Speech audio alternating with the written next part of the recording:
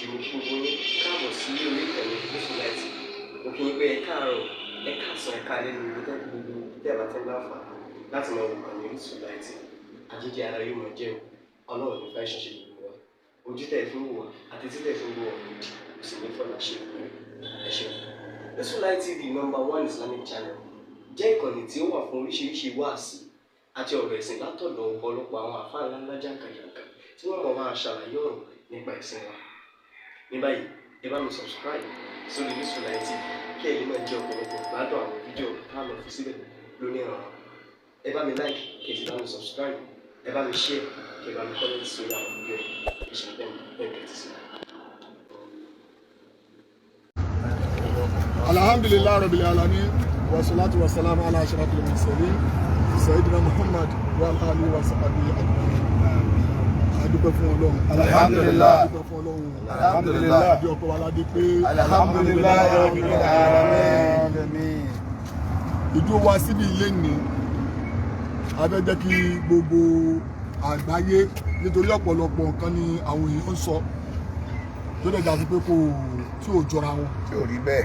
Sórí bẹ́ẹ̀ alọ́lọ́run ní àṣẹ títọ́ ọlọ́run ọba ó ti wà ní ọ̀dọ̀ àwọn ìjọba báyìí àmọ́ n tó gbé dọ́dọ̀ àwọn ìjọba kò pàtẹ́ mọ́ on the 20 o kò dẹ̀ pàtẹ́ mọ́ ọ̀rọ̀ ẹ̀sìn kò pàtẹ́ mọ́ ọ̀rọ̀ ìṣẹ̀ṣe kẹ má fi tí ò jọra wọn kẹ má fi lọ tọra wọn ní tó ń ṣe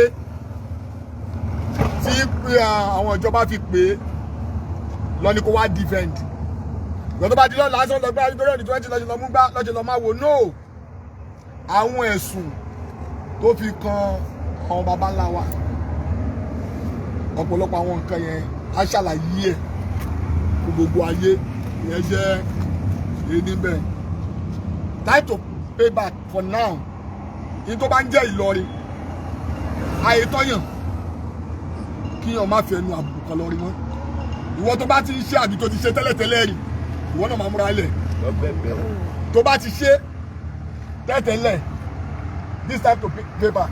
Payback time lélẹ́yìí. Payback time lélẹ́yìí. Agbára Ọlọ́run.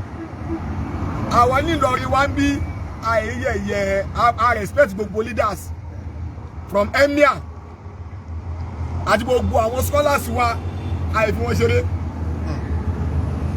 tó bá wá dúró wípé àwọn nǹkan yẹn ni wọ́n fẹ́ dúró fẹ́ máa bí táyé ìjọba máa dá sí o gbogbo èèyàn tó bá dẹ̀ mọ̀ a fẹ́ mọ̀ tó bá já sí pé gbogbo èèyàn tó bá mọ̀ tó bá jùjọba lọ àwọn òní kankan àìṣe jàǹdùkú àìṣe anything but Ògo Ìlọrin à ń wò tẹ́lẹ̀tẹ́lẹ̀ wípé ókè o táwọn tó já àwọn àgbàlagbà wọ́n jẹ́ ìjẹ́ kó yé wa pé àwọn alàgbà kan báyìí àwọn wà ní lajú sílẹ̀ kábùkù kan àwọn bàbá wa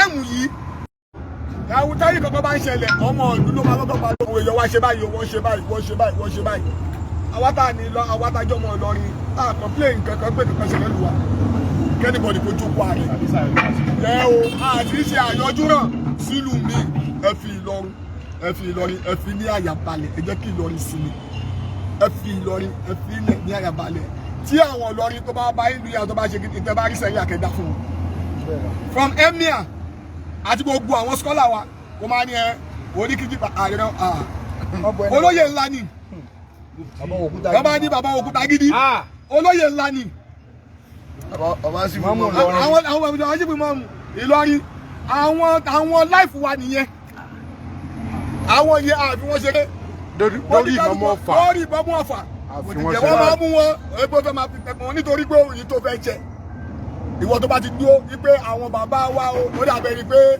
àwọn lọ́tà lọ́jà sìn tó rò pé ó fẹ́ lé wọn sọ́jà ó fẹ́ máa tà nǹkan máa ṣẹlẹ̀ ó máa ṣẹlẹ̀ sáà ní faramọ́ ìjọba máa dá sí nǹkan tí àdóde kò ṣe kò pàtẹ́ mọ́ ọlọ́rẹ̀ sí ṣe kò dẹ̀ mú ìṣẹ̀ṣẹ̀ no ìtò ṣe ẹgẹ́ ti bẹ́ẹ̀ níjọba fi pè é àwọn bàbá wa tó dẹ̀ jẹ́ Òkútagidi ìtò rí tí wọ́n ṣe fún wọn lọ́mọ bá yẹ iṣẹ́ bíi ti àwa ṣàlàyé ẹ̀ àti dáńsì ibi tí ló bá wà ibi tí ló ṣàwà ẹgẹ́ ti bẹ́ẹ̀ Ògo Ìlọrin ti take over ìkúrá jàdájá kò tún ṣẹlẹ̀ mọ́ lọ́rin mọ́ rájàdájá rédèrèdè kò jẹ́ bóyá jẹ́ ni bàbá Okutagidi. Ẹ dákun ṣé ìlú Ìlọrin lẹ wà ní bàbá wa? Ìlú wo lẹ ti sọ? Orúkọ mi ni Alhaji Murtado Abdulkarim. Ọmọ ìlú wo ni sà? Ọmọ Ìlọrin. Ládùúgbò wo ní Ìlọrin sà? Ọmọ Òkèkèrè. Ẹ dákun Nílé Tọ́pẹ́. Nílé Tọ́pẹ́. Ẹ dákun ṣé Ìlọrin lẹ wà báyìí ní àbí Èkó lẹ ti sọ̀rọ̀? Ìlọrin ni mo wà báyìí. Kẹjá sí pé tí ta lọ́lọ́run tó náà wà níbí. Ó wà ní gbogbo àwọn èèyàn tó bá fẹ́ mọ̀ kọ́ máa bọ̀ níbí. Ẹ dákun torí Ọlọ́run, báwo lẹ ṣe nífẹ̀ẹ́ ìlú yín sí pẹ̀lú? Olórí ibú ọmọ àlè, ọmọ játijàti, òde òní nífẹ̀ẹ́ ìlú ẹ̀. Tí ọba jẹ́ ọmọ ọkọ, ibi tó bá ti bí ẹ, o gbọ́dọ̀ nífẹ̀ẹ́ bẹ̀. Gẹ́gẹ́ bẹ́ẹ̀, èmi ni National President, Association of Son and Daughter, Ìlọrin Emirate. Inshallah. Ẹ dákun bàbá wa Múrí Bàrígà, ṣé dáírì Ìlọrin ni ìyá yín àti bàbá yín a fẹ́ mọ̀ báyìí? Tó bá jẹ́ bẹ́ẹ̀, èmi, bàbá tó bí èmi ní ọmọ, wọ́n bí wọn Nílé Tọ́pẹ́ lókèkèrè. Alhamdulillah. Ẹ dákun ẹ bá wa sọ fún. Ìwọ tó bá wà ní tí wọ́n bí èmi ṣe lẹ́tọ̀ọ́ sí, kìíní tí wọ́n bá lẹ́tọ̀ọ́ sí, ìdí tó fi lẹ́tọ̀ọ́ sí, àti tí wọ́n bá fẹ́, wọ́n náà lè jáde síta kó sọ. Alhamdulillah. Thank you very much. Bàbá ta ló wà lọ́dọ̀ yín báyìí ta lẹ mú? Oògùn ta lọ́lọ́run ni káyọ̀ tó kù náà kẹ̀dẹ̀ kọ́ máa wọ́n. Ìwọ tó rẹ̀ bó ti ṣe tiẹ̀ gbogbo ọdún ìwé máa kọ́ ẹ o, a máa ṣíwèé kan ẹ̀. Ọ máa bá kókùn ẹ̀ tí wọ́n. Ọ̀rẹ́ gbogbo everybody. A ní Ìlọrin sẹ́, Ìlọrin ilẹ̀ àbáyíjà à ń tùlù ṣe ni. Ní gbogbo kan tó ń ṣẹlẹ̀ Nàìjíríà ti jẹ́ kò tó ká ṣe ká fèsì ẹ̀ bọ́lọ̀ ìjọba ní kí Nàìjíríà dá. Ó jẹ́ sí pé ọ̀tọ̀ nìkan tá wá ń gbé. No! Ìlọrin ò ní gbà. Inshallah. Time to pay back. Thank you very much. Àwọn bàbá wa Okutagidi. Báwo ni Ọlámùyí?